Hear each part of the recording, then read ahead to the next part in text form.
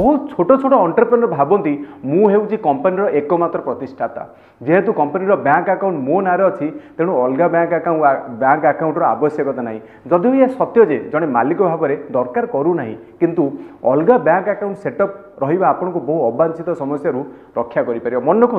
व्यक्तिगत खर्च केबे भी कंपनी अकाउंट रू करंतु नहीं केवल कंपनी खर्च कंपनी अकाउंट ही करंतु आ कंपनी खर्च व्यक्तिगत अकाउंट रू करंतु नहीं जमती जमती आपण एम्प्लॉई को सैलरी दौरान आपण निज दरमा आज ही फिक्स करूँ एवं ताकू निजर पर्सनल अकाउंट को ट्रांसफर करूँ से दरमा भितर ही आपण आपणकर खर्च करूँ कंपनी प्रॉफिट को कंपनी रीइन्वेस्टमेंट करूँ मन रखु आमर सुंदर स्वास्थ्य जपरी खाद्य दरकार सेपरी कंपनी ग्रोथ करने ना कंपनी फाइनेंशियल हेल्थ पूरा साउंड रहा दरकार उदाहरण